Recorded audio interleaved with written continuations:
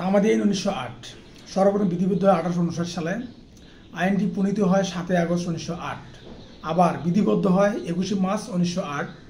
কার্যকর হয় 1 জানুয়ারি 1909। সর্বপ্রথম কার্যকর হয়েছিল 1862 সালে। 9 নং আইন, 32টা ধারা, 3টা তফসিল, 5টি খণ্ড। আইনের প্রকৃতি হচ্ছে পদ্ধতিগত। ব্যতিক্রম ধারা 26 ও 28।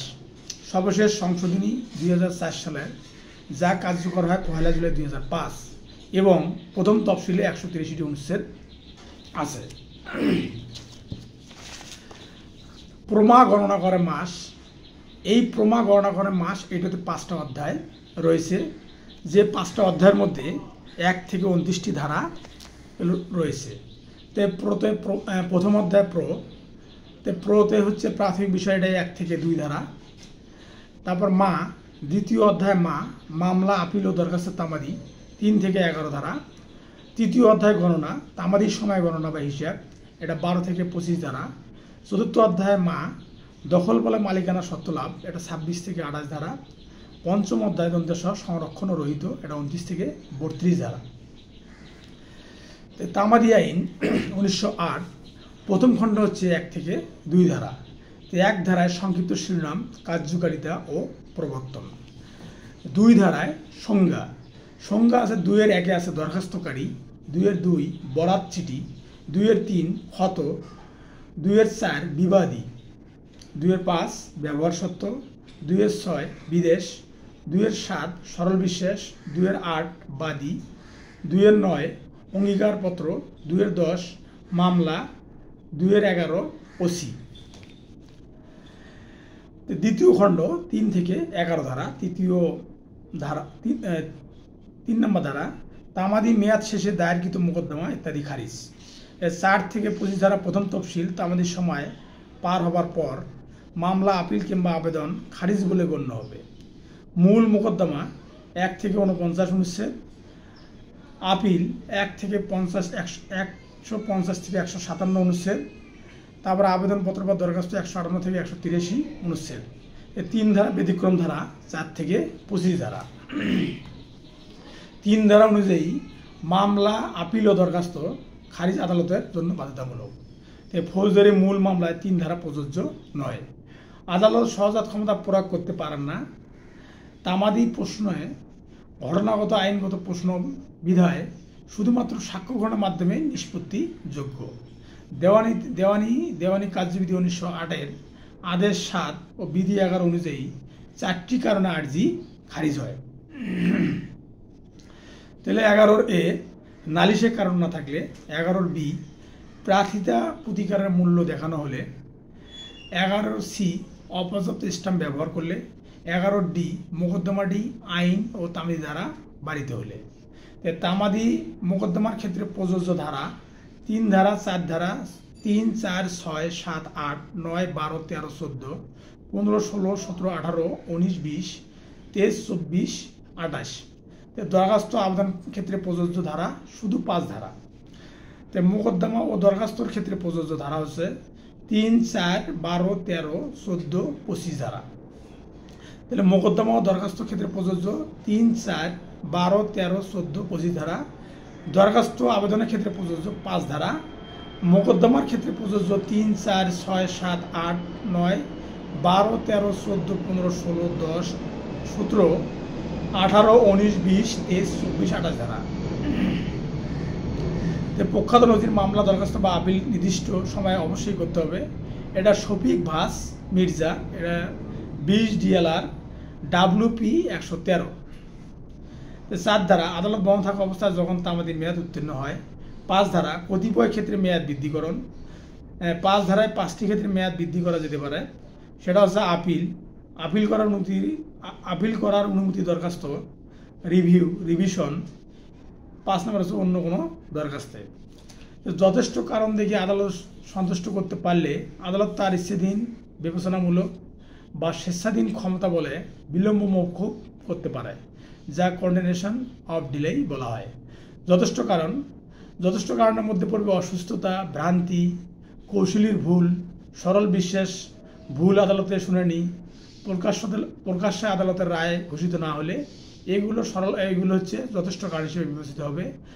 আর 5 ধারা প্রযোজ্য নয় মূল মোকদ্দমাগুলো হলো সত্য ঘোষণায় স্থায়ী নিষেধাজ্ঞা এবং অগ্রক্রয়ের মোকদ্দমা। 1974 সালের বিশেষ ক্ষমতা আইন 29-2 ধারা, মানে 5 ধারায় প্রযোজ্য নয় 1974 সালের বিশেষ ক্ষমতা আইন, চুক্তি আইন 1872 সালের 25 ধারা, বিবাহ বিচ্ছেদ আইন 1869 সালের 1869 সাল, সুখ অধিকার আইন 1872-এর 2, 26 ও 27 ধারা। 5 ধারা প্রযোজ্য হবে। 1872 সালের চুক্তি আইন 25 ধারা ব্যতীত অন্যান্য সকল ক্ষেত্রে 5 ধারা প্রযোজ্য হবে। এটা কত ধারায় বলা আছে? এটা বলা আছে তামাদির 29-এ ধারা অনুযায়ী। বার কাউন্সিল ট্রাইব্যুনাল আপিল এটা 1936-এ 5 ধারা প্রযোজ্য বলা আছে। 5 ধারা বলা আছে 37 অনুচ্ছেদে। বিলম্ব মওকুফের জন্য সরকার বা রাষ্ট্রপক্ষ কোনো সুবিধা ভোগ করবে না। এটার প্রখ্যাত নজির হচ্ছে সোনার Bangla service station verse state, এটা 59 DLR AD নাম্বার 1। তাহলে 59 DLR সোনার Bangla service station verse state 59 DLR appeal division, case number হচ্ছে 1। তো অন্তর্নিহিত ক্ষমতা বলে বিলম্ব মওকুফের আবেদন গ্রহণ করতে পারেন। এটা হচ্ছে যে 39 DLR 336 নম্বর কেস। যথেষ্ট কারণ বলে বিবেচিত হবে না। আইন সম্পর্কে অজ্ঞতা বা ভ্রান্তি বা আইনের পরিবর্তন, পদ্মাশীল নারী, উকিলের গাফিলতি, আপিলকারীর গাফিলতি। যখন বিশেষ বা স্থানীয় আইন দ্বারা সময়সীমা নির্ধারণ, তখন তামাদি আইন সম্পূর্ণরূপে প্রয়োগ অযোগ্য। যখন বিশেষ বা স্থানীয় আইন দ্বারা সময়সীমা নির্ধারণ, তখন তামাদি আইন সম্পূর্ণরূপে প্রয়োগ অযোগ্য। এটা হচ্ছে 11 BLD 302। 6 ধারা বৈধ অপারগতা লিগ্যাল ডিসেবিলিটি। তাহলে বৈধ অপারগতা নাবালক, উন্মাদ কিংবা জড়বুদ্ধি 3 ধরনের অবস্থাকে আইন অপারগতা হিসেবে ধরা হয়। এটা 6-এর 1 উপধারায় নাবালক, 6-এর 2 উপধারায় পাগল, 6-এর 3 উপধারায় জড়বুদ্ধি বা নির্বোধ। 2টি ক্ষেত্রে প্রযোজ্য। এটা মোকদ্দমা বা কার্যধারার ক্ষেত্রে। আর 2 নম্বর ডিগ্রি জারির আবেদনের ক্ষেত্রে। দেওয়ানি কার্যবিধির 48 ধারা অনুযায়ী মেয়াদ অনুযায়ী মোকদ্দমা বা ডিগ্রি জারির আবেদন করতে পারবে। এই মেয়াদ হবে সর্বোচ্চ 3 বছর। এটা 6-এর 1 উপধারায়। 7 ধারা কতিপয় বাদী অথবা দরখাস্তকারীর মধ্যে একজনের অপারগতা। যে ক্ষেত্রে একাধিক দরখাস্তকারীদের মধ্যে একজনের অপারগতা থাকে সেক্ষেত্রে ওই ব্যক্তি ব্যতীত মোকদ্দমা দায়ের করা গেলে তামাদি গণনা চলতে থাকবে, স্থগিত হবে না। এবং অক্ষম ব্যক্তি ব্যতীত আবেদন করা না গেলে তামাদি গণনা চলতে থাকবে না, স্থগিত হবে। 7টি ধারায় 2টি ক্ষেত্রে প্রযোজ্য। 7 ধারা 2টি ক্ষেত্রে প্রযোজ্য। মূল মোকদ্দমা ডিগ্রি জারির আবেদন। নেসেসারি পার্টি বা আবশ্যিক পক্ষের ক্ষেত্রে শুধুমাত্র 7 ধারা প্রযোজ্য। 8 ধারা বিশেষ ব্যতিক্রম। 6 ও 7 ধারার কোনো কিছু অগ্রক্রয়ের মামলায় প্রযোজ্য নয়। অগ্রক্রয়ের অধিকার আদায়ের ক্ষেত্রে এবং অক্ষমতা অবসানের পরে 3 বছর পার বা অতিক্রম হয়ে গেলে 6 ও 7 ধারার কোনো বিধানই প্রযোজ্য হবে না। আইনগত অক্ষমতা অপারগতা শেষ হওয়ার পর তামাদির মেয়াদ সর্বোচ্চ বৃদ্ধি করা যাবে 3 বছর। অর্থাৎ প্রথম তফসিলে বর্ণিত সময় যদি 3 বছর এর কম হয় তাহলে তাই পাবে, এবং প্রথম তফসিলে বর্ণিত সময় 3 বছরের বেশি হলে 3 বছর পাবে। 9 ধারা সময়ের অবিরাম চলন। এটা কন্টিনিউয়াস রানিং অফ টাইম। একবার তামাদির সময় অতিবাহিত হওয়া শুরু হলে পরবর্তী কোনো অপারগতা কিংবা অক্ষমতা দ্বারা তা বন্ধ হবে না। যেদিন থেকে তামাদি গণনা শুরু হবে সেই দিন আইনগত অক্ষমতা থাকলে বা শুরু হলে 6 থেকে 8 ধারার সুবিধা পাওয়া যাবে। আবার যেদিন থেকে তামাদি গণনা শুরু হবে তার পরবর্তী কোনো দিন আইনগত অক্ষমতা শুরু হলে 6 থেকে 8 ধারার সুবিধা পাবে না। তামাদি গণনা একবার শুরু হয়ে গেলে পরবর্তী কোনো অক্ষমতা বা অপারগতা তা বন্ধ করতে পারে না। 10 ধারা হলো প্রকাশ্যে ট্রাস্টি বা তাদের প্রতিনিধিদের বিরুদ্ধে মামলা। সুবিধাভোগী ট্রাস্টি বা তার প্রতিনিধির বিরুদ্ধে যে কোনো সময় মামলা করতে পারবে। ট্রাস্টির সম্পত্তির আয় ও হিসাব নেওয়ার জন্য, অর্থাৎ ট্রাস্টি বা তার প্রতিনিধির বিরুদ্ধে মামলা দায়ের করার জন্য তামাদি প্রযোজ্য নয়। এটা হলো 5 ঢাকা ল রিপোর্ট 99। 11 ধারা বৈদেশিক চুক্তির উপর মামলা। বিদেশে সম্পাদিত চুক্তির বিষয়ে যদি বাংলাদেশের আদালতে মামলা দায়ের করা হয় তাহলে বাংলাদেশে প্রচলিত আইন দ্বারা তামাদি নির্ধারিত হবে, অর্থাৎ তামাদি আইন 1908 প্রযোজ্য হবে। 3য় খণ্ড 12 থেকে 25 ধারা। 12 ধারা আইন ও কার্যধারায় যে পরিমাণ সময় গণনা হতে বাদ দিতে হবে। 4টি ক্ষেত্রে সময় গণনা হতে বাদ দেওয়া আদালতের জন্য বাধ্যতামূলক। 4টি কি? 1 নম্বর হচ্ছে মোকদ্দমা, আপিল বা দরখাস্তর কারণ উদ্ভবের দিন। 2 নম্বর হচ্ছে রায় ঘোষণার দিন এবং ডিগ্রি, দণ্ডাদেশ বা আদেশের নকল সংগ্রহের ব্যয়িত সময় বা দিনে। 3 নম্বর হচ্ছে যে ক্ষেত্রে ডিগ্রি সম্পর্কে আপিল বা রিভিউয়ের আবেদন করা হয়। 4 নম্বর হচ্ছে রোয়েদাদ এর নকল সংগ্রহের ব্যয়িত সময়। 12 ধারা আইনানুগ কার্যধারায় যে পরিমাণ সময় গণনা হতে বাদ দিতে হবে। 4টি ক্ষেত্রে সময় গণনা হতে বাদ দেওয়া আদালতের জন্য বাধ্যতামূলক। মোকদ্দমা, আপিল ও দরখাস্ত কারণ উদ্ভবের দিন, রায় ঘোষণার দিন এবং ডিগ্রি, দণ্ডাদেশ বা আদেশের নকল সংগ্রহে ব্যয়িত সময়। যে ক্ষেত্রে ডিগ্রি সম্পর্কে আপিল বা রিভিউর আবেদন করা হয়, রোয়েদাদের নকল সংগ্রহে ব্যয়িত সময়। কোন আপিল তামাদি হয়ে গেলে 12 ধারাতে বর্ণিত আইনগত কার্যধারা স্থগিত সময় বাদ দেওয়া যাবে না। কোনো আপিল তামাদি হয়ে গেলে 12 ধারাতে বর্ণিত আইনগত কার্যধারা ব্যয়িত সময় বাদ দেওয়া যাবে না। এটা হচ্ছে 8 DLR 597। 8 নম্বর ঢাকা ল রিপোর্ট 597। আপিল শব্দটি রিভিশন শব্দটি অন্তর্ভুক্ত। আপিল শব্দটিতে রিভিশন শব্দটি অন্তর্ভুক্ত, তাই রিভিশনের জন্য রায়ের কপি সংগ্রহের সময় বাদ যাবে। তাহলে আপিল শব্দটিতে রিভিশন শব্দটি অন্তর্ভুক্ত, তাই রিভিশনের জন্য রায়ের কপি সংগ্রহের সময় বাদ যাবে। এটা হচ্ছে 15 নম্বর DLR 92, কেস নাম্বার হচ্ছে 92। তো 29-2 ধারায় বিশেষ আইনের ক্ষেত্রে যতটুকু সম্ভব প্রযোজ্য হবে। মানে বিশেষ আইনের ক্ষেত্রে 29-2 ধারায় যতটুকু সম্ভব প্রযোজ্য। 12 ধারা প্রযোজ্য মূল মোকদ্দমা, আপিল ও দরখাস্ত। তো 12 ধারা প্রযোজ্য কোথায়? মূল মোকদ্দমা, আপিল ও দরখাস্ত। 13 ধারা বাংলাদেশ এবং অন্যান্য কয়েকটি এলাকা হতে বিবাদীর অনুপস্থিতকালীন সময় গণনা থেকে বাদ দিতে হবে। 13 ধারা মূল মামলা ক্ষেত্রে প্রযোজ্য, আবেদন ও আপিল প্রযোজ্য নয়। 13 ধারা বাদীর জন্য প্রযোজ্য নয়, অর্থাৎ বাদী বিদেশ থাকলে এই ধারা সুবিধা পাবে না। এর 9 DLR কেস নাম্বার হচ্ছে 13। 9 নম্বর ঢাকা ল রিপোর্ট কেস নাম্বার হচ্ছে 13। বিবাদী দেশে উপস্থিত থাকায় দিন থেকে তামাদি গণনা শুরু হবে। বিবাদী দেশে উপস্থিত থাকার দিন থেকে তামাদি গণনা শুরু হবে। 14 ধারা ইখতিয়ারবিহীন আদালতের সৎ উদ্দেশ্যে কার্যধারায় যে সময় ব্যয় হয় তা গণনা হতে বাদ দিতে হবে। 14 ধারা সরল বিশ্বাসের গুড ফেইথ এবং ভুল হতে হবে। এর সংজ্ঞা 2 থেকে 7 ধারা। গুড ফেইথের সঙ্গে কত ধারা আছে? 2 থেকে 7 ধারায়। 14 ধারায় প্রযোজ্য মূল মোকদ্দমা। 14 ধারা প্রযোজ্য মূল মোকদ্দমা এবং দরখাস্ত আদালতের জন্য বাধ্যতামূলক। মানে 14 ধারা প্রযোজ্য মূল মোকদ্দমা এবং দরখাস্ত যা আদালতের জন্য বাধ্যতামূলক। বিশেষ আইনে যতটুকু সম্ভব এটি 19-2 ধারা প্রযোজ্য হয়। বিশেষ আইনে যতটুকু সম্ভব এটি 19-2 উপধারা অনুযায়ী প্রযোজ্য হয়। বাদীর সৎ বিশ্বাস মামলার অভিন্ন কারণ। ইখতিয়ারবিহীন আদালতে মামলা দায়ের তার জন্য ব্যয়িত সময় গণনা হতে বাদ দিতে হবে। এটা 34 DLR appellate division AD 35, case number হচ্ছে 35। আবার এটাকে বোনাফাইড ইন কোর্ট বলা হয়। 15 ধারা কার্যধারা স্থগিত থাকাকালীন সময় বাদ দিতে হবে। মূল মোকদ্দমা, আবেদন এবং দরখাস্তের এ ধারা প্রযোজ্য হবে। তাহলে 15 ধারা কার্যধারা স্থগিত থাকাকালীন সময় বাদ দিতে হবে।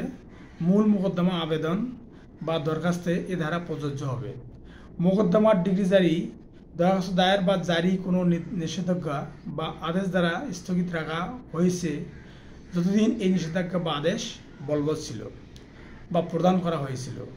যেদিন প্রত্যাহার করা হয়েছিল তা বাদ দিতে হবে। তাহলে মোকদ্দমার ডিগ্রি জারি দরখাস্ত দায়ের বা জারির কোনো নিষেধাজ্ঞা বা আদেশ দ্বারা স্থগিত রাখা হয়েছে, যতদিন এই নিষেধাজ্ঞা বা আদেশ বলবৎ ছিল সেদিন তা বাদ দিতে হবে। সরকারকে নোটিশ দেওয়ার সময় তামাদি গণনা হতে বাদ যাবে। সরকারকে নোটিশ দেওয়ার সময় তামাদি গণনা হতে বাদ যাবে। এটা বলা আছে 22 DLR 457 নম্বর মামলায়। 16 ধারা ডিগ্রি জারির মাধ্যমে বিক্রয় রদ করা কার্যধারা মুলতবি থাকাকালীন সময় বাদ দিতে হবে। 16 ধারা ডিগ্রি জারির মাধ্যমে বিক্রয় রদ করা কার্যধারা মুলতবি থাকাকালীন সময় বাদ দিতে হবে। ডিগ্রি জারিতে বিক্রয় রদের দরখাস্ত 30 দিনের মধ্যে করতে হবে। এটা হলো অনুচ্ছেদ 166। 16 ধারা নিলাম ক্রেতার ক্ষেত্রে প্রযোজ্য। 16 ধারা কার ক্ষেত্রে প্রযোজ্য? নিলাম ক্রেতার ক্ষেত্রে প্রযোজ্য। ডিগ্রি জারির ফলে কোনো নিলাম বিক্রয় সংগঠিত হয়ে থাকলে নিলাম ক্রেতার সম্পত্তি দখলের জন্য মোকদ্দমার তামাদি মেয়াদ গড়ার সময় হবে। ডিগ্রি জারির ফলে কোনো নিলাম বিক্রয় সংগঠিত হয়ে থাকলে নিলাম ক্রেতার সম্পত্তি দখলের জন্য মোকদ্দমার তামাদি মেয়াদ গণনার সময় হবে যদি সেই নিলাম রদের মোকদ্দমা হয় সেই কার্যধারার ব্যয়িত সময় বাদ দিয়ে। 17 ধারা মামলা করার অধিকার অর্জনের পূর্বে মৃত্যুর ফলাফল। 17 ধারা প্রযোজ্য মূল মোকদ্দমার ক্ষেত্রে। 17 ধারা 3 উপধারায় অনুযায়ী কোনো কিছুই প্রযোজ্য নয় অগ্রক্রয়ের মামলায় স্থাবর সম্পত্তি দখলের মোকদ্দমায়, বংশগত পদ উত্তরাধিকার সূত্রে প্রাপ্ত অধিকার লাভের মামলায়। তাহলে 17(3) উপধারায় অনুযায়ী কোনো কিছুই প্রযোজ্য নয় অগ্রক্রয়ের মামলা স্থাবর সম্পত্তি দখলের মোকদ্দমায়, বংশগত পদ ও উত্তরাধিকার সূত্রে প্রাপ্ত অধিকার লাভের মামলায়। মামলা করার অধিকার অর্জনের পূর্বে কোনো ব্যক্তি মারা গেলে মৃত ব্যক্তির প্রতিনিধি মামলা করার যোগ্যতা যখন অর্জন করবে সেই সময় হতে তামাদি মেয়াদ গণনা শুরু হবে। 18 ধারা প্রতারণার ফলাফল। প্রতারণার মাধ্যমে অধিকার বা সত্ত্বের বিষয়ে সম্পর্কে গোপন করা হলে বা প্রয়োজনীয় দলিল গোপন রাখা হলে সেই ক্ষেত্রে মামলা করার তামাদি গণনা হবে। প্রতারণার মাধ্যমে অধিকার বা সত্ত্বের বিষয়ে সম্পর্কে গোপন করা হলে বা প্রয়োজনীয় দলিল গোপন রাখা হলে সেই ক্ষেত্রে মামলা করা তামাদি গণনা হবে যেদিন ক্ষতিগ্রস্ত পক্ষ সর্বপ্রথম প্রতারণা সম্পর্কে জানবে, সর্বপ্রথম যেদিন দলিল হাজির বা উদ্ধার করতে পারবে, 3 নম্বর যেদিন দলিল অপর পক্ষকে উপস্থাপনে বাধ্য করতে পারবে। তাহলে প্রতারণা বিষয়ে জানতে পারার দিন থেকে তামাদি মেয়াদ গণনা শুরু হবে। 18 ধারা প্রযোজ্য হবে মূল মোকদ্দমা এবং দরখাস্তের ক্ষেত্রে। যেদিন দলিল অপর পক্ষকে উপস্থাপনা বাধ্য করতে পারবে, এটা হচ্ছে 32 DLR আপিলেট ডিভিশন 167 নম্বর মামলায়। 19 ধারা লিখিতভাবে প্রাপ্ত স্বীকারের ফলাফল। তো 19 ধারা মূল মামলা এবং দরখাস্তের ক্ষেত্রে প্রযোজ্য। কোনো সম্পত্তি বা অধিকার সংক্রান্ত বিষয়ে তামাদি মেয়াদ শেষ হওয়ার পূর্বে লিখিতভাবে দায় স্বীকার করলে নতুন করে তামাদি মেয়াদ গণনা শুরু হবে। 19 ধারা মূল মোকদ্দমা ও দরখাস্তের ক্ষেত্রে প্রযোজ্য। 19 ধারার শর্ত হচ্ছে প্রাপ্তি স্বীকারের বিবৃতি বা স্বীকৃতি লিখিত এবং স্বাক্ষরিত হতে হবে।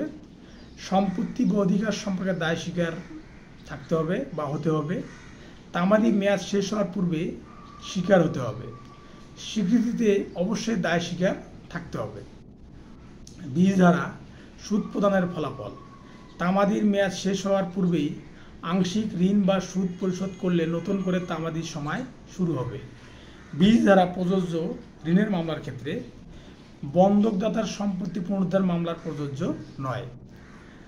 ঋণ বা দেনা স্বীকার করে অর্থ প্রদান করতে হবে যদি তা লিখিত ও স্বাক্ষরিত হয়। 21 ধারা অক্ষম ব্যক্তির প্রতিনিধি। তাহলে অক্ষম ব্যক্তির প্রতিনিধিদের বৈধ অপারগতা যেদিন থেকে বিলুপ্ত বা শেষ হবে সেই দিন থেকে মামলার তামাদি মেয়াদ গণনা শুরু হবে। 19 ও 20 ধারা প্রতিনিধি বলতে আইনগত অভিভাবক, আইনগত কমিটি এবং আইনগত ম্যানেজারকে বোঝায়। তাহলে 21 ধারা অক্ষম ব্যক্তির প্রতিনিধি। 22 ধারা নতুন বাদী বা বিবাদীকে পক্ষভুক্ত করার ফলাফল। নতুন বাদী বা বিবাদীকে মামলা দায়েরের পর পক্ষভুক্ত করলে তার ক্ষেত্রে ওই দিন মামলা দায়ের করা হয়েছে বলে ধরে নেওয়া হবে। 22 ধারা প্রযোজ্য নয়। সত্য হস্তান্তরের ফলে পক্ষভুক্তির ক্ষেত্রে বাদীকে বিবাদীতে এবং বিবাদীকে বাদীতে পরিণত করলে। তাহলে 22 ধারা প্রযোজ্য নয়।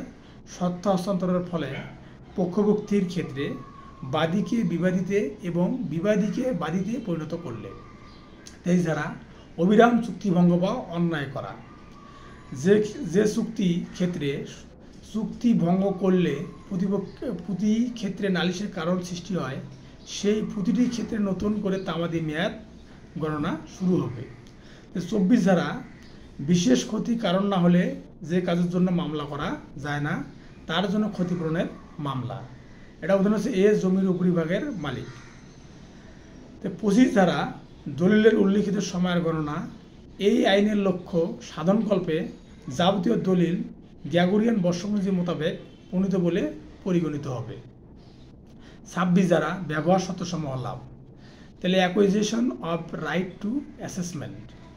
20 বছর প্রকাশ্যে বা শান্তিপূর্ণভাবে আলো বাতাস পানি ও পথ চলার দরুন যে অধিকার উদ্ভব হয় তাকে সুখাধিকার বলা হয় বা সুখাধিকার অর্জন বলে। সুখাধিকার আইন 1882 সালে তৈরি হয়েছিল, প্রণয়ন হয়েছিল। বাদীকে সুখাধিকারের সকল উপাদান প্রমাণ করতে হবে। সুখাধিকার অর্জন হওয়ার পরে লঙ্ঘিত বা বাধাপ্রাপ্ত হওয়ার পরবর্তী 2 বছরের মধ্যে সুখাধিকারের মামলা করতে হবে। এটা হলো 32 অনুচ্ছেদ অনুযায়ী, তামাদি আইনের 32 অনুচ্ছেদ অনুযায়ী।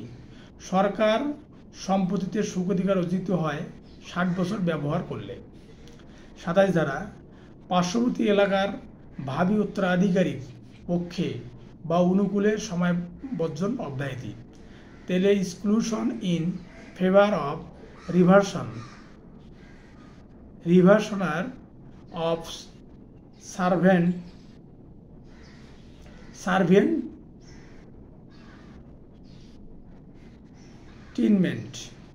27 ধারায় সুখাধিকারের দাবি প্রতিষ্ঠার ক্ষেত্রে যার বিরুদ্ধে দাবি করা হয় সেই ব্যক্তি ব্যতীত অন্যের দখল বা অধিকার থাকলে তৃতীয় ব্যক্তির সেই দখল বা অধিকার মেয়াদ বাদী দাবিকৃত মেয়াদ হতে বাদ যাবে। 28 ধারা সম্পত্তির অধিকার বিলুপ্তি।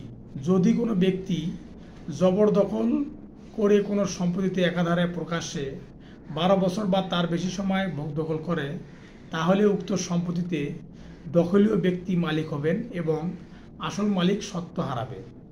28 ধারা প্রতিফলিত হয়েছে ল অফ প্রিসক্রিপশনে। দখলে 12 বছর ধরে চলমান চূড়ান্ত নির্বাচন হতে হবে। দখল 12 বছর ধরে চলমান চূড়ান্ত নির্বাচন হতে হবে। এবার ধারা 29 সংরক্ষণ। 29 ধারা অনুযায়ী তামাদি আইন 1908-এর 4টি ক্ষেত্রে প্রযোজ্য নয়। সেটা কি? 1872 সালের চুক্তি আইন 25 ধারা প্রযোজ্য নয়।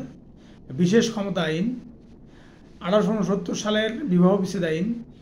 1882 সালের সুখাধিকার আইনের সংজ্ঞায় 33-এর 2 ধারা অনুযায়ী তামাদি আইন প্রযোজ্য হবে যে ধারাগুলো, সেটা হচ্ছে 4, 9 থেকে 18 ও 22 ধারা যতটুকু প্রয়োগ করা যায় ঠিক ততটুকু। তামাদি আইনের যে ধারাগুলো বিশেষ আইনের প্রযোজ্য নয় সেটা হচ্ছে 1, 2, 3, 5, 6, 7, 8, 19, 20, 21, 23, 24, 25, 26, 27, 28। সুনির্দিষ্ট প্রতিকার আইন 1877। সর্বপ্রথম বিধিবদ্ধ 1877 সালে প্রণীত হয় 7 ফেব্রুয়ারি 1877। আইনটি কার্যকর হয় 1 মে 1877। এটা হচ্ছে 1 নম্বর আইন। মোট ধারা 57টি, 5টি তফসিল, 10টি অধ্যায়, 3টি খণ্ড। আইনের প্রগতি মূল আইন, তথ্যগত আইন, প্রতিকারমূলক আইন। সর্বশেষ সংশোধনী হয় 2004 সালে। 21-এর এ ধারা সংশোধন করা হয় আর কার্যকর হয় 1 জুলাই 2005 সালে। এসআর অ্যাক্টের সূত্র পিএস সাহেব এসআর অ্যাক্ট পড়তে আরসি খায়, ডক্টর জিএপি তা দেখে হাসে। তো পিতে হচ্ছে প্রিলিমিনারি বা প্রাথমিক বিষয়, এটা 1 থেকে 7 ধারা। তারপরে প্রথম অধ্যায় আর পিআর আরতে রিকভারি অফ ইমোবাইল প্রপার্টি, অস্থাবর সম্পত্তির দখল পুনরুদ্ধার, এটা 8 থেকে 11 ধারা। দ্বিতীয় অধ্যায়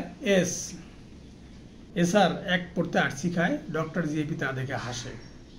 স্পেসিফিক পারফরমেন্স অফ কন্ট্রাক্ট, চুক্তি সুনির্দিষ্ট কাজ সম্পাদন, 12 থেকে 30 ধারা।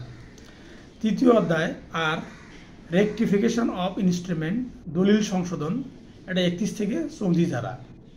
চতুর্থ অধ্যায় আর রেসিশন অফ কন্ট্রাক্ট, মানে চুক্তি রদ বা বাতিল, এটা 35 থেকে 38 ধারা। পঞ্চম অধ্যায় সি ক্যান্সেলেশন অফ ইনস্ট্রুমেন্ট, দলিল বাতিল, এটা হচ্ছে 39 থেকে 41 ধারা। ষষ্ঠ অধ্যায় ডি ডিক্লারেটরি ডিগ্রি বা সুট, ঘোষণামূলক ডিগ্রি বা মোকদ্দমা, এটা 42 থেকে 43 ধারা। সপ্তম অধ্যায় আর রিসিভার অ্যাপয়েন্টমেন্ট অফ রিসিভার, মানে তত্ত্বাবধায়ক নিয়োগ, এটা হলো 44 ধারা। অষ্টম অধ্যায় জি ডক্টর জিএপি তা দেখে হাসে। অষ্টম অধ্যায় জি গভর্নমেন্ট ডিউটিস, মানে সরকারের দায়িত্ব কর্তব্যসমূহ, এটা হচ্ছে 45 থেকে 51 ধারা, এটা হচ্ছে ওমিটেড, মানে বাতিল।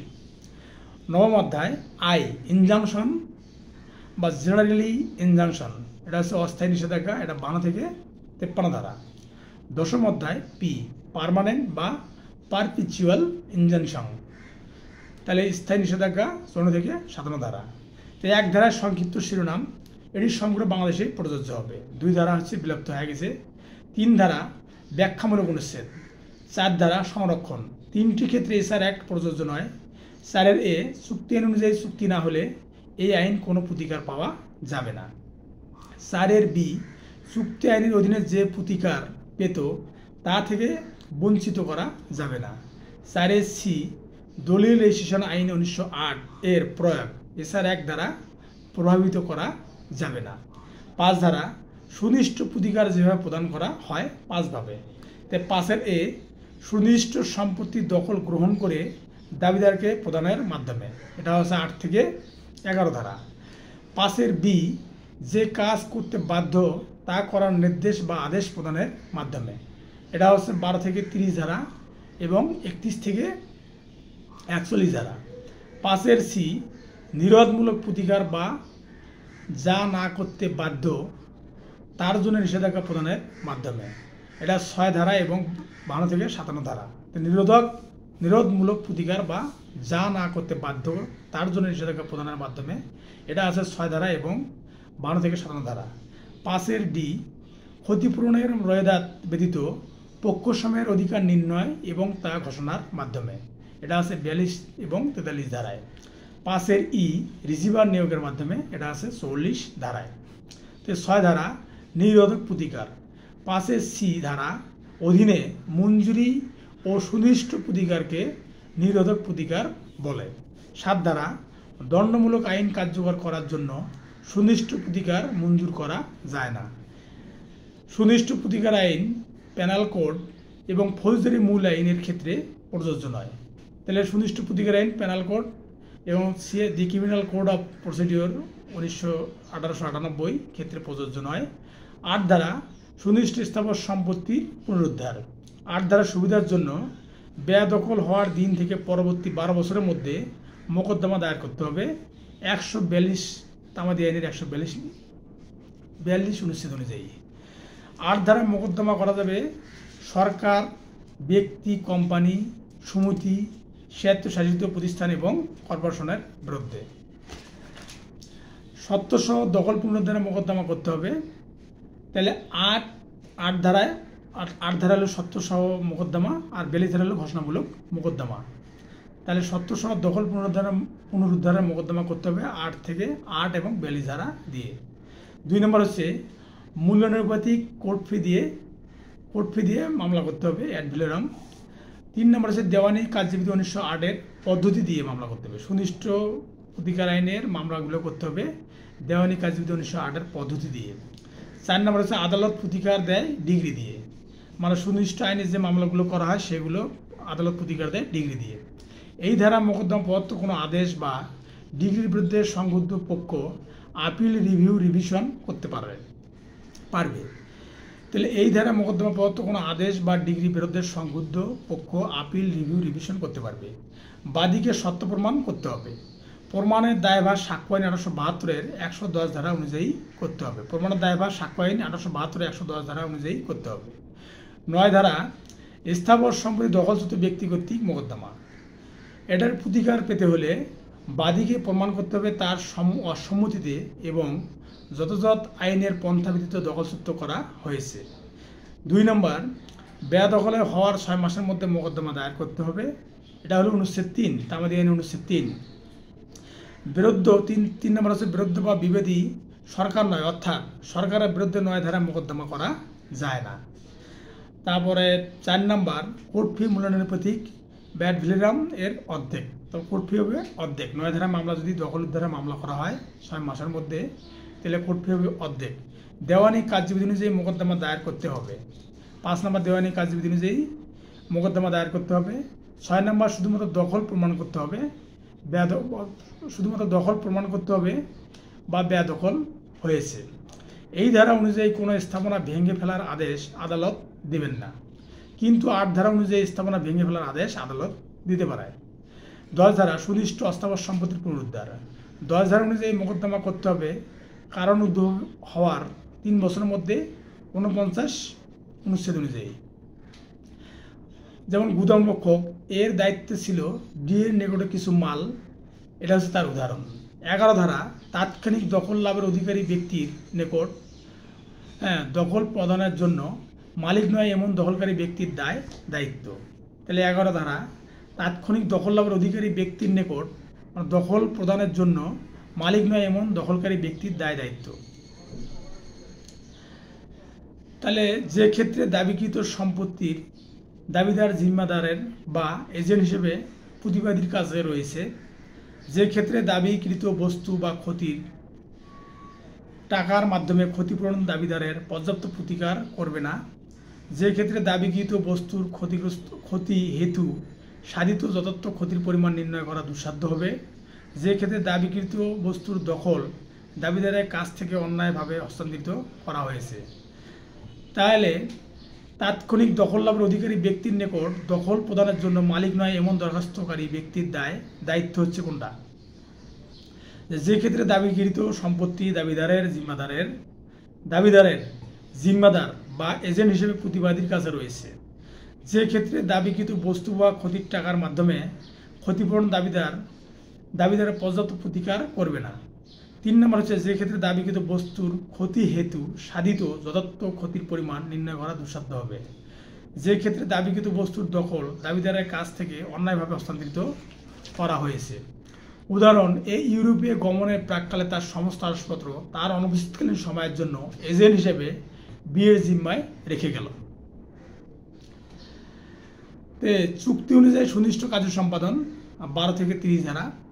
যে চুক্তি সুনির্দিষ্টভাবে কার্যকর করা যেতে পারে এটা হচ্ছে 12 থেকে 20 ধারা। 12 ধারা যেসব ক্ষেত্রে সুনির্দিষ্টভাবে কার্য সম্পাদন কার্যকর যোগ্য, যেসব ক্ষেত্রে সুনির্দিষ্টভাবে কার্য সম্পাদন কার্যকর যোগ্য, তাহলে কোন ক্ষেত্রে আদালতের ইচ্ছাধীন ক্ষমতা বলে উল্লিখিত ক্ষেত্রে আদায়যোগ্য।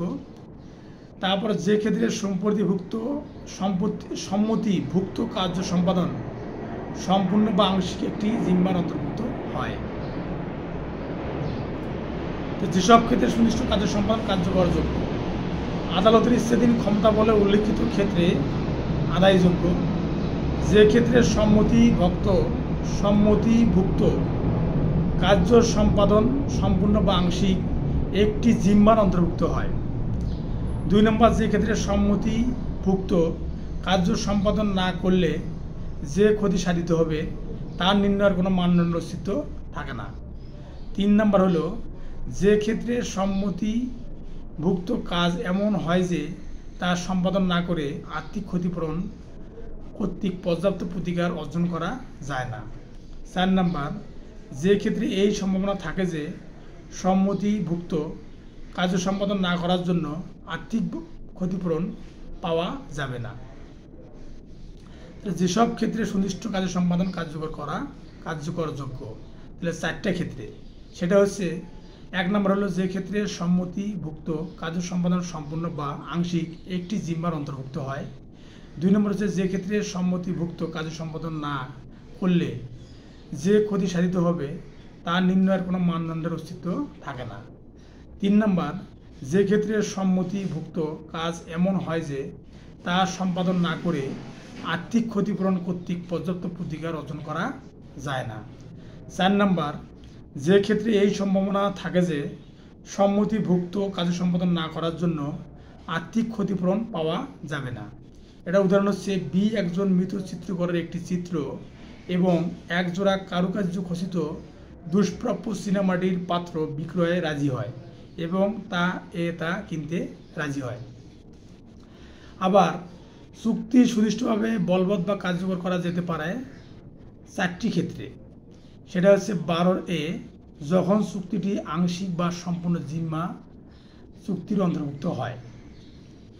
12B, যখন চুক্তির কাজ সম্পাদন না করলে যে ক্ষতি হয় তার নির্ণয়ের কোনো মানদণ্ড না থাকে। 12C, যখন চুক্তির কাজ সম্পাদন না করলে ক্ষতিপূরণের মাধ্যমে পর্যাপ্ত প্রতিকার পাওয়া যায় না। 12D, যখন কার্য সম্পাদন না করলে এমন সম্ভাবনা থাকে যে আর্থিক ক্ষতিপূরণ পাওয়া যাবে না।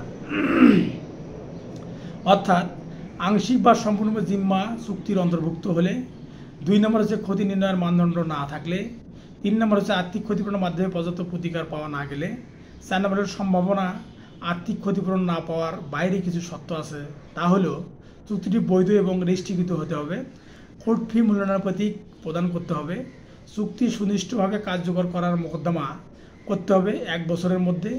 এটা হচ্ছে তামাদি 113, পূর্বে ছিল 3 বছর, সংশোধন হয় 2004 সালে 1 বছর। চুক্তি সংক্রান্ত সকল মোকদ্দমার তামাদি হবে এখন 1 বছর। স্থাবর সম্পত্তি স্থানান্তর চুক্তি ভঙ্গের প্রতিকার আর্থিক ক্ষতিপূরণের মাধ্যমে দেওয়া যায় না যতক্ষণ না অন্য কিছু প্রমাণিত না হয়। আবার অস্থাবর সম্পত্তি হস্তান্তর চুক্তি ভঙ্গের প্রতিকার ক্ষতিপূরণের মাধ্যমে দেওয়া যায়। আবার অস্থাবর সম্পত্তি হস্তান্তর চুক্তি ভঙ্গের প্রতিকার ক্ষতিপূরণের মাধ্যমে দেওয়া যায়। 13 ধারা, যে চুক্তির বিষয়বস্তু আংশিকভাবে বিলুপ্ত হয়েছে।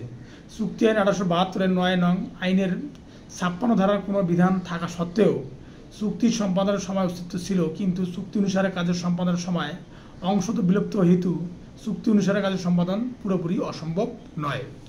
উদাহরণ, এ বির কাছে একটি বাড়ি 1 লাখ টাকায় বিক্রয় চুক্তিবদ্ধ হলো, পরে ঘূর্ণিঝড়ে বাড়িটি বিধ্বস্ত হলো। 13 ধারা অনুযায়ী বাস্তবায়নের সময় বিষয়বস্তু আংশিকভাবে বিলুপ্ত হলেও ও চুক্তি যতটুকু সম্ভব কাজে সম্পাদন করা যাবে। ক্রেতা ও বিক্রেতাকে উভয়কে বাধ্য করা যাবে। 14 ধারা, চুক্তির অসম্পাদিত অংশ ছোট হলেও সুনির্দিষ্ট কাজের সম্পাদন করা যায়। চুক্তির এক পক্ষ যদি ছোট অংশ পালনে অসমর্থ হয় তাহলে বড় অংশ সুনির্দিষ্টভাবে কার্যকর করা যাবে। চুক্তির এক পক্ষ যদি ছোট অংশ পালনে অসমর্থ হয় তাহলে বড় অংশ সুনির্দিষ্টভাবে কার্যকর করা যাবে। চুক্তির যে অসম্পাদিত অংশ ছোট তার জন্য ক্ষতিপূরণ এর আদেশ দিবেন, মঞ্জুর করবেন আদালত। 15 ধারা, যেখানে চুক্তির অসম্পাদিত অংশ বড় সেই ক্ষেত্রে চুক্তির অংশবিশেষ সুনির্দিষ্টভাবে সম্পাদন যোগ্য। বিবাদী ক্ষতিপূরণের দাবি পরিত্যাগ করলে বাদীকে চুক্তির ছোট অংশ সম্পাদনের জন্য আদালত আদেশ দিতে পারেন। চুক্তির অসম্পাদিত অংশ এবং সম্পাদিত অংশ বাস্তবায়নের ক্ষেত্রে আদালত করতে পারেন। তাহলে 15 ধারা, যেখানে চুক্তির অসম্পাদিত অংশ বড় সেই ক্ষেত্রে চুক্তির অংশবিশেষ সুনির্দিষ্টভাবে সম্পাদন। 16 ধারা, কোনো চুক্তির স্বতন্ত্র অংশের সুনির্দিষ্ট কার্য সম্পাদন। একই চুক্তির স্বতন্ত্র অংশ থাকতে পারে। কোনো চুক্তির বিষয়বস্তু যদি এমন হয় যার এক অংশের সুনির্দিষ্ট কার্য সম্পাদন করা যায় এবং অন্য অংশের কার্য সম্পাদন করা যায় না, তাহলে যে অংশ সুনির্দিষ্টভাবে কার্য সম্পাদনের যোগ্য সেই অংশের চুক্তি কার্যকর করার জন্য আদালত আদেশ প্রদান করতে পারেন। তাহলে কোনো চুক্তি 16 ধারা, কোনো চুক্তির স্বতন্ত্র অংশের সুনির্দিষ্ট কার্য সম্পাদন, অর্থাৎ যে অংশ স্বাধীন বা আলাদা বা পৃথক তা কার্যকর করা যেতে পারে। 17 ধারা, অন্যান্য ক্ষেত্রে চুক্তির অংশবিশেষ সুনির্দিষ্টভাবে সম্পাদন প্রতিবন্ধকতা। 17 ধারা, অন্যান্য ক্ষেত্রে চুক্তির অংশবিশেষ সুনির্দিষ্টভাবে সম্পাদনে প্রতিবন্ধকতা। তো 14, 15, 16 ধারা ব্যতীত অন্য কোনো ক্ষেত্রে আদালত চুক্তির অংশবিশেষ সুনিষ্ঠুভাবে কার্যকর করার আদেশ প্রদান করবেন না। অর্থাৎ 14, 15, 16 ধারার ক্ষেত্রে কোনো চুক্তির অংশবিশেষ চুক্তির স্বতন্ত্র অংশের সুনিষ্ঠু কার্য সম্পাদনের জন্য বাধ্য করা যেতে পারে এবং যে অংশের জন্য বাস্তবায়ন করা যায় নাই তার জন্য ক্ষতিপূরণ মঞ্জুর করতে পারেন। 18 ধারা ত্রুটিপূর্ণ সত্ত্ব সম্পূর্ণ বিক্রেতার বিরুদ্ধে ক্রেতার অধিকার। তো ত্রুটিপূর্ণ সত্ত্ব সম্পূর্ণ বিক্রেতা বিক্রয় বা এজারা প্রদানের পর সম্পত্তিতে যদি বিক্রেতার সত্ত্ব অর্জিত হয় তাহলে চুক্তি পালন করার জন্য ক্রেতা বিক্রেতাকে বাধ্য করতে পারবেন। 25 ধারা এবং 18 ধারার মধ্যে পার্থক্য হলো 18 ধারা ও 25 ধারার মধ্যে পার্থক্য। 18 ধারা ত্রুটিপূর্ণ সত্ত্বের ক্ষেত্রে প্রযোজ্য এবং 25 ধারা সত্ত্বহীনতার ক্ষেত্রে প্রযোজ্য। তাহলে 2 নম্বর 18 ধারা বিক্রেতা বা এজারাদাতার অধিকার নিয়ে আলোচনা করা হয়েছে এবং 25 ধারায় বিক্রেতা বা এজারা গৃহীতার সত্ত্বহীনতার কথা বলা হয়েছে। 18 ধারায় বর্ণিত 2টি ত্রুটি সংশোধনীয়, অন্যদিকে 25 ধারা ত্রুটি সংশোধনীয় নয়। তাহলে 18 ও 25 ধারার মধ্যে পার্থক্য হলো 18 ধারা ত্রুটি সম্পূর্ণ সত্ত্বের ক্ষেত্রে প্রযোজ্য এবং 25 ধারা সত্ত্বহীনতার ক্ষেত্রে প্রযোজ্য। 18 ধারা বিক্রেতা বা এজারাদাতার অধিকার নিয়ে আলোচনা করা হয়েছে এবং 25 ধারায় বিক্রেতা বা এজারা গৃহীতার সত্ত্বহীনতার কথা বলা হয়েছে। 18 ধারায় বর্ণিত ত্রুটি সংশোধনীয়, অন্যদিকে 25 ধারা ত্রুটি সংশোধনীয় নয়। 19 ধারা কতিপয় ক্ষেত্রে ক্ষতিপূরণ মঞ্জুরের ক্ষমতা। যদি কোনো মোকদ্দমা আদালত দেখেন যে সুনির্দিষ্ট কাজের সম্পাদন ন্যায় বিচারের জন্য যথেষ্ট নয় এবং চুক্তি ভঙ্গের জন্য বাদীকে কিছু ক্ষতিপূরণ প্রদান করার প্রয়োজন হয় তাহলে আদালতের নিকটে যাহা ন্যায় বিচার বলে মনে হবে তেমন ক্ষতিপূরণ মঞ্জুর করতে পারেন। তো ক্ষতিপূরণ মোকদ্দমার তামাদি 6 বছর, এটা হলো 116 অনুচ্ছেদ অনুযায়ী। তাহলে 13, 14, 15, 16 যতটুকু চুক্তি পালন করা সম্ভব সেইটুকু বাদে বাকি অংশের জন্য আদালত 19 ধারা অনুযায়ী ক্ষতিপূরণ মঞ্জুর করতে পারেন। তারপর 19 ধারা সম্পত্তির ক্ষতিপূরণ এবং দেওয়ানি কার্যবিধি 19 ধারার অস্থাবর সম্পত্তির ক্ষতিপূরণ মোকদ্দমা এবং তামাদি 19 ধারা লিখিত প্রাপ্তি স্বীকার। 20 ধারা ক্ষতিপূরণ নির্ধারণের সুনির্দিষ্ট কাজের সম্পাদনের প্রতিবন্ধক নয়। 20 ধারা ক্ষতিপূরণ নির্ধারণ সুনির্দিষ্ট কাজের সম্পাদনের প্রতিবন্ধক নয়। কোনো চুক্তিতে ক্ষতিপূরণের শর্ত থাকলে এবং চুক্তি ভঙ্গকারী পক্ষ ক্ষতিপূরণ দিতে ইচ্ছুক বা রাজি হলে তা চুক্তির সুনির্দিষ্ট কাজের সম্পাদনের পথে কোনো প্রতিবন্ধকতা সৃষ্টি করবে না। 21 ধারা যে চুক্তিসমূহ সুনির্দিষ্টভাবে কার্যকর করা যোগ্য নয়। 21 ধারা যে চুক্তিসমূহ সুনির্দিষ্টভাবে কার্যকর করা যোগ্য নয়। উদাহরণ, বি সরকারের 4% সুদের হারে 1 লক্ষ টাকার ঋণপত্র বিক্রয় করতে চুক্তিবদ্ধ হয় এবং বি তা ক্রয় করতে চুক্তিবদ্ধ হয়। তাহলে 12 ধারা অনুযায়ী 4টি কারণে চুক্তি বাস্তবায়নযোগ্য, আবার 21 ধারা অনুযায়ী 8টি কারণে চুক্তি বাস্তবায়নযোগ্য নয়। 21 ধারার শেষ অংশে অনুযায়ী কোনো চুক্তি সালিসের প্রেরণের সত্ত্বে থাকলে কোনো চুক্তি সুনির্দিষ্টভাবে কার্যকর করা যাবে না। 8টি ক্ষেত্রে চুক্তি সুনির্দিষ্টভাবে কার্যকর করা যায় না, সেটা হচ্ছে 21 এ যে চুক্তির কার্য সম্পাদন না করলে আর্থিক ক্ষতিপূরণ দ্বারা পর্যাপ্ত প্রতিকার হয়। 21 বি যে চুক্তি এত সূক্ষ্ম বা অসংখ্য বিবরণের সমষ্টি অথবা পক্ষগণের যোগ্যতা বা ইচ্ছার উপর নির্ভরশীল সেগুলো আদালত সুনির্দিষ্টভাবে সম্পাদন করতে পারে না, নাও পারেন। 21 সি যে চুক্তির শর্তাবলী আদালত যুক্তিযুক্ত নিশ্চয়তার সাথে নির্ণয় করতে পারেন না। 21 ডি যে চুক্তি তার প্রকৃতির কারণে বাতিলযোগ্য। 21 ই যে চুক্তি জিম্মাদার বা ট্রাস্টিগণ তার ক্ষমতার বাইরে বা ট্রাস্ট ভঙ্গ করা হয়েছে। 21 এফ কোনো কর্পোরেশন বা পাবলিক কোম্পানি বা এরূপ কোম্পানির উদ্যোক্তাগণ যদি ক্ষমতার বাইরে কোনো চুক্তি করে। 21 জি যে চুক্তির কার্য সম্পাদন করতে হলে কার্য আরম্ভ হওয়ার তারিখ থেকে ক্রমাগত 3 বছরের বেশি সময় ধরে কাজ করতে হয়। 21 এইচ যে চুক্তি বিষয়বস্তুর উল্লেখযোগ্য অংশ চুক্তি স্বাক্ষরিত হওয়ার পূর্বেই বিলুপ্ত হয়েছে।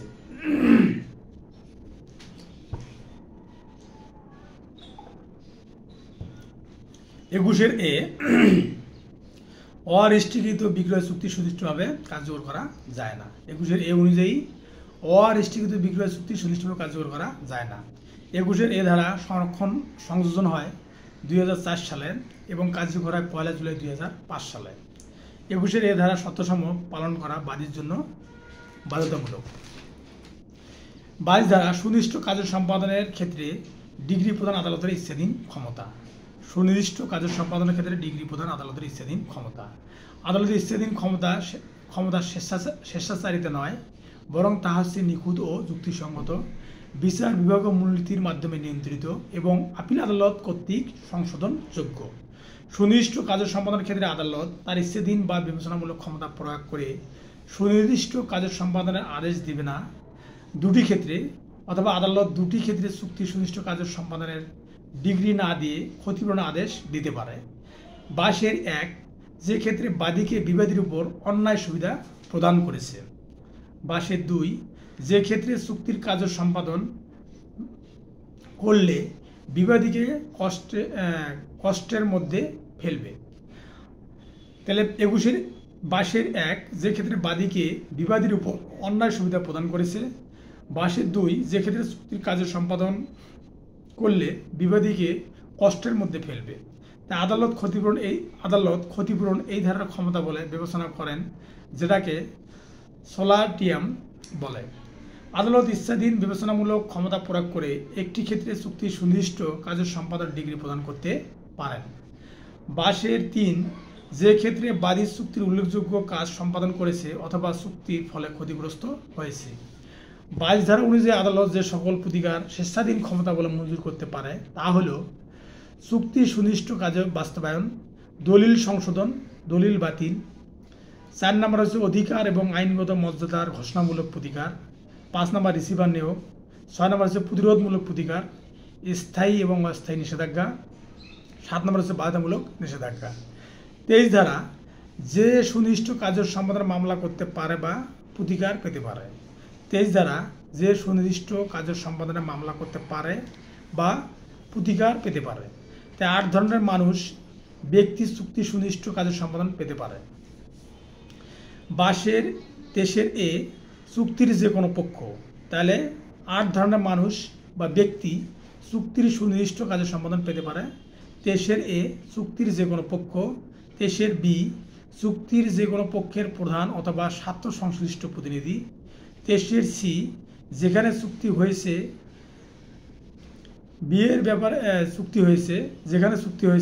বিয়ের ব্যাপারে নিষ্পত্তি অথবা একই পরিবারের সদস্যদের মধ্যে বৃহৎপূর্ণ সমস্যার আপোষ মীমাংসা। তাহলে যেখানে চুক্তি হয়েছে বিয়ের ব্যাপারে নিষ্পত্তি অথবা একই পরিবারের সদস্যদের মধ্যে বৃহৎপূর্ণ সমস্যার আপোষ মীমাংসা। 23 যে ক্ষেত্রে একজন আজীবন প্রজা তার ক্ষমতা যথাযথ প্রয়োগ করে চুক্তিবদ্ধ হয়েছে সেক্ষেত্রে অবশিষ্ট ব্যক্তিগণ। 23 যে ক্ষেত্রে চুক্তির শর্তাবলী নির্ধারিত হয়েছিল যে ভবিষ্যৎ উত্তরাধিকারী সুবিধা পাবে। তারপর 23 ভবিষ্যৎ উত্তরাধিকারী ক্ষতির সম্মুখীন হলে সেই ক্ষেত্রে ভবিষ্যৎ উত্তরাধিকারী চুক্তি করতে পারবে। 23 পাবলিক কোম্পানি চুক্তি হওয়ার পর অন্য কোনো কোম্পানির সঙ্গে একত্রিত হয়ে নতুন কোম্পানি গঠন করে। 23 পাবলিক কোম্পানির উদ্যোক্তাগণ কোম্পানি গঠনের শর্তাবলী নিশ্চিত করে। 24 ধারা প্রতিকারের ক্ষেত্রে ব্যক্তিগণ প্রতিবন্ধকতা। চুক্তি সুনির্দিষ্ট কাজ সম্পাদন যে ব্যক্তির পক্ষে করা যায় না 4 ধরনের ব্যক্তির পক্ষে করা যায় না, যথা 24 যে চুক্তি ভঙ্গের জন্য ক্ষতিপূরণ আদায় করতে পারে না। 24 যে নিজে কোনো চুক্তির প্রয়োজনীয় শর্ত ভঙ্গ করে বা পালনে অসমর্থ এবং নিজের অংশের কাজ সম্পাদন বাকি থাকে। 24 যে ইতিমধ্যে নিজের প্রতিকার বেছে নিয়েছে এবং চুক্তি ভঙ্গের জন্য ক্ষতিপূরণ পেয়েছেন। 24 যে চুক্তি পূর্বে অবগত ছিল যে এর বিষয়বস্তু বিলি বন্দোবস্ত করা হয়েছে এবং সেই সময় তা কার্যকর ছিল। 25 ধারা সত্ত্ব নেই এমন ব্যক্তি কর্তৃক অথবা অনুমতিক্রমে বসতকারী কর্তৃক সম্পত্তি বিক্রয় চুক্তি।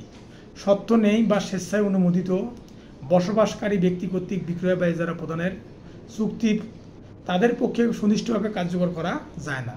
উদাহরণ, অন্যের জমিতে বসবাসকারী ব্যক্তি কর্তৃক জমি বিক্রয়। 26 ধারা পরিবর্তন ব্যতীত কার্যকর করা যায় না। 26 ধারা পরিবর্তন ব্যতীত কার্যকর করা যায় না। কিছু বিশেষ ক্ষেত্রে বিবাদী চুক্তির কিছু পরিবর্তন ছাড়া কার্য সম্পাদন করতে পারবে না বলে দাবি করলে আদালত উক্ত দাবি গ্রহণ করার সিদ্ধান্ত নিতে পারেন। 26 ধারা পরিবর্তন ব্যতীত কার্যকর করা যায় না। কিছু বিশেষ ক্ষেত্রে বিবাদী চুক্তির কিছু পরিবর্তন ছাড়া কার্য সম্পাদন করতে পারবে না বলে দাবি করলে আদালত উক্ত দাবি গ্রহণ করার সিদ্ধান্ত নিতে পারেন। উদাহরণ, এ প্রতি মাসে 100 টাকায় ভাড়ায় বিকে একটি বাড়ি ভাড়া দেওয়ার কথা মেনে নিল। পরে বি দেখতে পেল যে বাড়ির মেরামত ছাড়া বসবাস করা অযোগ্য। 27 ধারা পক্ষগণ এবং তাদের নিকট হতে পরবর্তী সত্ত্বের দাবিদার ব্যক্তিগণের বিরুদ্ধে প্রতিকার। 27 ধারায় কোনো ব্যক্তির বিরুদ্ধে চুক্তি সুনির্দিষ্ট কাজের সম্পাদনের জন্য মোকদ্দমা করা যায়। 27 এ যে কোনো পক্ষের বিরুদ্ধে। 27 বি চুক্তির যে কোনো পক্ষের মাধ্যমে দাবিদার ব্যক্তির বিরুদ্ধে। 27 সি সত্ত্বের অধীন দাবিদারের বিরুদ্ধে। 27 ডি একত্রিত হয়ে যাওয়ার ফলে গঠিত নতুন কোম্পানির বিরুদ্ধে। 27 ই কোম্পানি গঠিত হওয়ার পূর্বে চুক্তির ক্ষেত্রে গঠিত কোম্পানির বিরুদ্ধে। 27 এ ধারায় এজারা সম্পৃক্ত চুক্তির আংশিক সম্পাদনের ক্ষেত্রে সুনির্দিষ্ট কাজের সম্পাদন। রেজিস্ট্রেশন অ্যাক্ট 1908 এর 17 ধারা অনুযায়ী 1 বছর বা 1 বছরের বেশি মেয়াদের এজারা অবশ্যই রেজিস্ট্রেশন করতে হবে। তাহলে 27 এ ধারা এসআর অ্যাক্ট ব্যতিক্রম। 27 এ ধারা অনুযায়ী এজারা চুক্তির রেজিস্ট্রেশন বাধ্যতামূলক হওয়া সত্ত্বেও রেজিস্ট্রেশন করা না হলে ওই চুক্তি অনুসারে এজারা সম্পত্তি দখল অর্পণ করা যাবে। 28 ধারা যে পক্ষগণকে কার্য সম্পাদনের বাধ্য করা যাবে না। তাহলে 28 ধারা যে পক্ষগণকে কার্য সম্পাদনের বাধ্য করা যাবে না, যে পক্ষগণকে কার্য সম্পাদনের বাধ্য করা যাবে না সেটা হচ্ছে 28 এ বিবাদীকে দেওয়া প্রতিদান বা বিনিময় মূল্য খুব বেশি অপর্যাপ্ত হলে। 28 বি মিথ্যা বিবরণ, তথ্য গোপন বা অসৎ আচরণের মাধ্যমে পক্ষগণের সম্পত্তি। 28 সি ভুল তথ্য দ্বারা প্রভাবিত হয়ে অপ্রত্যাশিতভাবে সম্পত্তি প্রদান করলে তাহলে 3 ধরনের ব্যক্তির কাছে। তাহলে কোন ধরনের? বিবাদীকে দেওয়া প্রতিদান বা বিনিময় মূল্য খুব বেশি অপর্যাপ্ত হলে। 28 বি মিথ্যা বিবরণ, তথ্য গোপন বা অসৎ আচরণের মাধ্যমে পক্ষগণের সম্পত্তি। 28 সি ভুল তথ্য দ্বারা প্রভাবিত হয়ে অপ্রত্যাশিতভাবে সম্পত্তি প্রদান করলে তাহলে এই পক্ষগণের কাজ সম্পাদন বাধ্য করা যাবে না। 29 ধারা খারিজের পর চুক্তি ভঙ্গের মামলা দায়ের করা যায় না। মামলা খারিজের পর চুক্তি ভঙ্গের মামলা দায়ের করা যায় না। কোন চুক্তির সম্পাদন বা আংশিক সম্পাদন মোকদ্দমা একবার খারিজ হয়ে গেলে পরবর্তীতে বাদী নতুন করে ক্ষতিপূর্ণ মোকদ্দমা দায়ের করতে পারবে না। 30 ধারা পত্তনী সম্পাদন করার জন্য রায় উইলে প্রদত্ত নির্দেশাবলীর ক্ষেত্রে পূর্ববর্তী ধারার সমূহের প্রয়োগ। তাহলে 30 ধারা পত্তনী সম্পাদন করার জন্য রায় ও উইলে প্রদত্ত নির্দেশাবলীর ক্ষেত্রে পূর্ববর্তী ধারাসমূহের প্রয়োগ। চুক্তি অনুসারে রায় হবে, রায় অনুসারে চুক্তি হবে না। চুক্তি অনুসারে রায় হবে, রায় অনুসারে চুক্তি হবে না। 31 ধারা যখন দলিল সংশোধন করা যেতে পারে। যখন প্রতারণা বা পক্ষসমূহের পারস্পরিক ভুলের কারণে কোনো লিখিত দলিল সত্যিকারভাবে পক্ষদের উদ্দেশ্যে প্রকাশ করে না, তখন যে কোনো পক্ষ তাদের স্বার্থ সংশ্লিষ্ট প্রতিনিধি দলিল সংশোধনের এর মোকদ্দমা দায়ের করতে পারবে। তো দলিল সংশোধন করা যায় 3টি ক্ষেত্রে। প্রতারণার মাধ্যমে দলিল সম্পাদিত হলে, উভয় পক্ষের ভুল হলে, 3 নম্বর হচ্ছে পক্ষদ্বয়ের সত্যিকার মনোভাব ভুলভাবে লিপিবদ্ধ করা হলে। দলিল সংশোধনের মোকদ্দমা দায়ের করতে হয় কারণ উদ্ভবের 3 বছরের মধ্যে।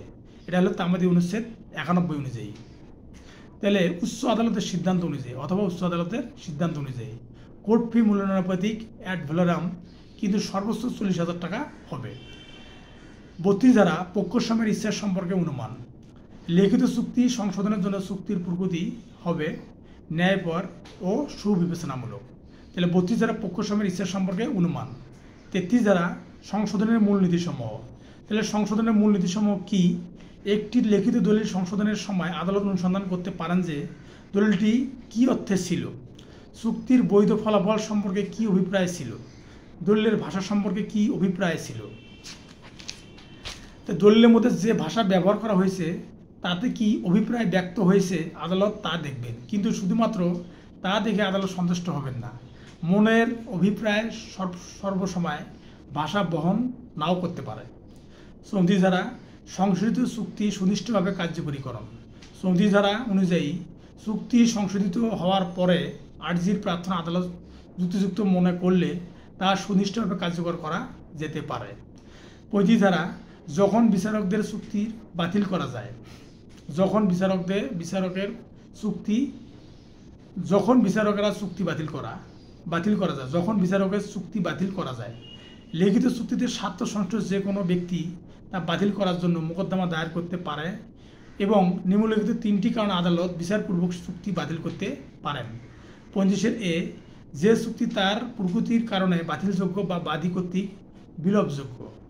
25 বি, যে চুক্তিটি বেআইনিভাবে এবং বাদীর চেয়ে বিবাদীর অধিকতর দোষী। 25 সি, বিক্রয় বা এজারা চুক্তির মূল্য বা আদালতের নির্দেশ মতো অর্থ পরিশোধ করতে ব্যর্থ হলে। তাহলে 35 ধারা, যখন চুক্তি বাতিল যখন বিচারক চুক্তি বাতিল করেন, কোন ক্ষেত্রে? 3টি ক্ষেত্রে। 25 এ, যে চুক্তি তার প্রকৃতির কারণে বাতিলযোগ্য বা বাদী কর্তৃক বিলোপযোগ্য। 25 বি, যে চুক্তিটি বেআইনি এবং বাদীর চেয়ে বিবাদী অধিকতর দোষী। 25 সি, বিক্রয় বা এজারা চুক্তির মূল্য বা আদালতের নির্দেশ মতো অর্থ পরিশোধে করতে ব্যর্থ হলে।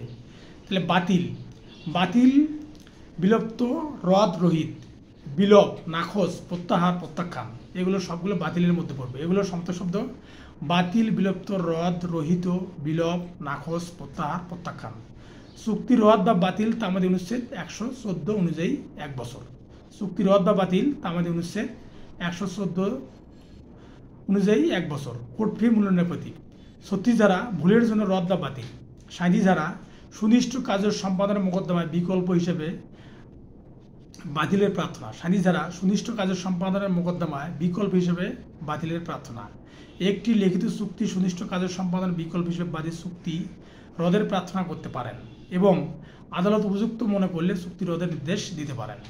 38 ধারা, রদকারী পক্ষের পক্ষ থেকে আদালত প্রয়োজন অনুসারে ন্যায়পরতার দাবি করতে পারেন। চুক্তি রদ যার পক্ষে করা হয়, আদালত ন্যায় বিচারের স্বার্থে ওই পক্ষকে নির্দেশ দিতে পারেন অথবা অপর পক্ষকে ক্ষতিপূরণ প্রদান করার জন্য। তাহলে 38 ধারা, রদকারী পক্ষের পক্ষ থেকে আদালত প্রয়োজন অনুসারে ন্যায়পরতার দাবি করতে পারেন। চুক্তি রদ যার পক্ষে করা হয়, আদালত ন্যায় বিচারের স্বার্থে ওই পক্ষকে নির্দেশ দিতে পারেন অপর পক্ষকে ক্ষতিপূরণ প্রদান করার জন্য। 39 ধারা, যখন বাতিল আদেশ প্রদান করা যেতে পারে, যে ব্যক্তির বিরুদ্ধে কোনো লিখিত দলিল বাতিল বা বাতিলযোগ্য, সেই ব্যক্তি দলিল বাতিলের মোকদ্দমা করতে পারে। আদালত ইচ্ছাধীন ক্ষমতা বলে দলিল অর্পণ এবং বাতিলের আদেশ দিতে পারেন। তাহলে 39 ধারা, যখন দলিল বাতিলের আদেশ প্রদান করা যেতে পারে। তাহলে অ্যাড ভ্যালিডাম কোর্ট ফি দিতে হবে, দলিল বাতিলের জন্য অ্যাড ভ্যালিডাম কোর্ট ফি দিতে হবে। তারপর দলিল বাতিল আংশিকভাবে বিলুপ্ত করা যেতে পারে। তাহলে দলিল বাতিলে মোকদ্দমা করতে পারে দলিলের যে কোনো পক্ষ যার বিরুদ্ধে দলিলটি বাতিল বা বাতিলযোগ্য। 3 নম্বর, দলিলের কারণে ক্ষতিগ্রস্ত ব্যক্তি। দলিলের পক্ষ থাকলে দলিল বাতিলের মোকদ্দমা 39 ধারা অনুযায়ী করতে হয়। তামাদি গণনা হয় তামাদি অনুচ্ছেদ 91 অনুযায়ী 3 বছর। দলিলের পক্ষ না থাকলে দলিল বাতিলের ঘোষণা চাইতে হবে। 42 ধারা, তামাদি গণনা হয় 92 ও 93 অনুচ্ছেদ অনুযায়ী 3 বছর। 39 ধারা অনুযায়ী বাতিলযোগ্য দলিল সাধারণত কবলা দলিল, বন্ধকি দলিল এবং নাবালক কর্তৃক সম্পাদিত দলিল। তাহলে 39 ধারা, যখন দলিল বাতিলে আবেদন বা দলিল বাতিল প্রদান করা যেতে পারে, সেটা হচ্ছে 3টি ক্ষেত্রে, যে 3 জন ব্যক্তি দলিল বাতিলের মোকদ্দমা করতে পারে।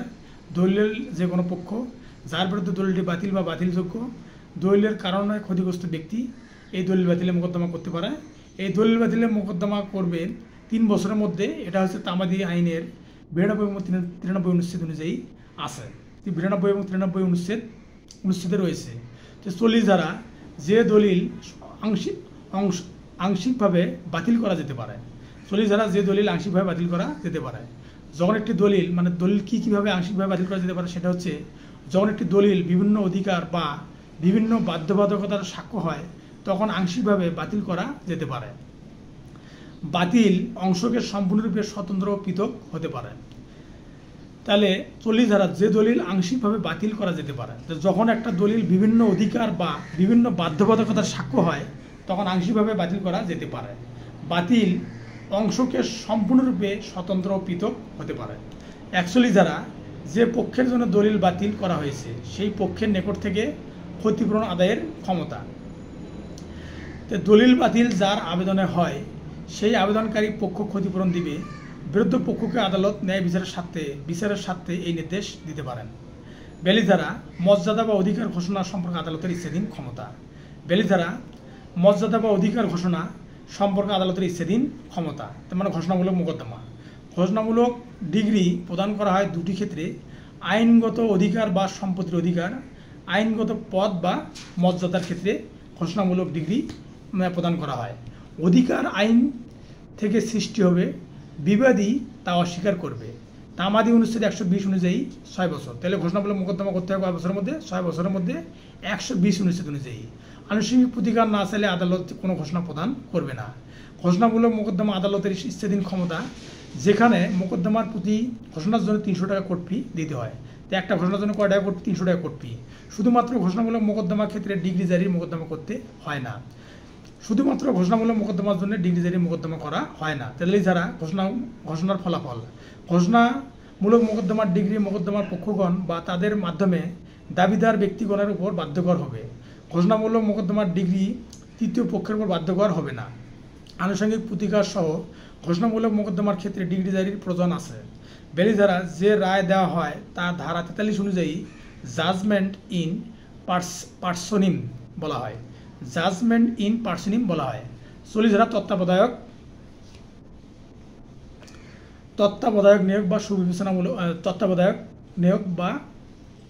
নিয়োগ বা রিসিভার নিয়োগ। 40 ধারা। তাহলে এছাড়া 5 ধারা এবং 40 ধারায় এটা আছে। সিপিসিতে রিসিভার আছে 94 ধারা অনুযায়ী রিসিভার নিয়োগ এবং তার সম্পত্তি ক্রয় ও নিলাম বিক্রয়ের মাধ্যমে কর্তব্য সম্পাদনে বাধ্য করা। রিসিভার নিয়োগ হলো আদালতের অতিরিক্ত ক্ষমতা বা সাপ্লিমেন্টাল প্রসিডিংস। আবার 40 আদেশে এক বিধিতে রিসিভার রয়েছে। আবার সিআরপিসি 88(3) ধারায় বি উপধারায় বা 4(1) ধারাতে আছে। তাহলে রিসিভার আছে কোথায় কোথায়? রিসিভার আছে সিআরপিসি 88(3) বি উপধারা বা 4(1) ধারা। আবার দেওয়ানি কার্যবিধি 40 আদেশের এক বিধিতে আছে রিসিভার।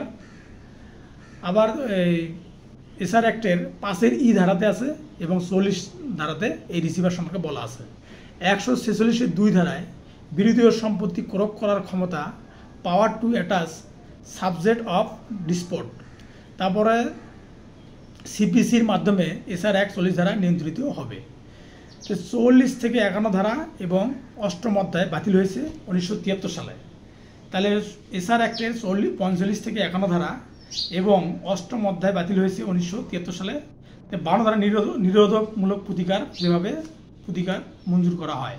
তাহলে 52 ধারা নিরোধমূলক প্রতিকার যেভাবে মঞ্জুর করা হয়।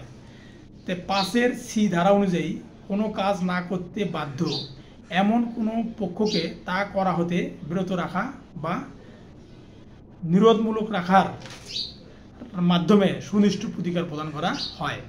আর 6 ধারা অনুযায়ী এই প্রতিকারকেই নিরোধমূলক প্রতিকার বলা হয়। তাহলে আদালতের ইচ্ছাধীন ক্ষমতা বলে অস্থায়ী বা চিরস্থায়ী নিষেধাজ্ঞা জারির মাধ্যমে নিরোধক প্রতিকার মঞ্জুর করা হয়। তাহলে 56 ধারা তাহলে 52 ধারা নিরোধমূলক বা নিরোধক প্রতিকার বা নিরোধমূলক প্রতিকার। 53 ধারা অস্থায়ী নিষেধাজ্ঞা। মোকদ্দমার যে কোনো অবস্থায় একটি নির্দিষ্ট সময় পর্যন্ত বা আদালত পরবর্তী আদেশ না দেওয়া পর্যন্ত দেওয়ানি কার্যবিধি 1939 আদেশে অস্থায়ী নিষেধাজ্ঞা এবং অন্তর্বর্তীকালীন আদেশ বা temporary injunction and the interlocutory order এর বিধি 1 থেকে 5(a) দ্বারা অস্থায়ী নিষেধাজ্ঞা মঞ্জুর করা যায়। তাহলে 53 ধারা অস্থায়ী নিষেধাজ্ঞা। তাহলে অস্থায়ী নিষেধাজ্ঞা চাওয়া হয় দরখাস্তের মাধ্যমে এবং দেওয়া হয় আদেশের মাধ্যমে। 39 আদেশের 2 বিধি অনুযায়ী অস্থায়ী নিষেধাজ্ঞা ভঙ্গ করলে 6 মাসের দেওয়ানি, আটক এবং সম্পত্তি ক্রয় করার নির্দেশ দিতে পারেন। অস্থায়ী নিষেধাজ্ঞা আদেশ অমান্য করার বিরুদ্ধে মামলা করার বিধান আছে যা ভায়োলেশন স্যুট নামে পরিচিত। এটি 39 আদেশ বিধি 2-3 ধারাতে আছে। তাহলে 53 ধারা অনুযায়ী অস্থায়ী নিষেধাজ্ঞা। 53 ধারা অনুযায়ী অস্থায়ী নিষেধাজ্ঞা মোকদ্দমা যে কোনো অবস্থায় একটি নির্দিষ্ট সময় পর্যন্ত আদালত পরবর্তী আদেশ না দেওয়া পর্যন্ত দেওয়ানি কার্যবিধি 1908 39 আদেশের অস্থায়ী নিষেধাজ্ঞা, বন্ধবিহীন আদেশ বা টেম্পোরারি ইনজাংশন এবং ইন্টারলকুটরি অর্ডার এর বিধি 1-5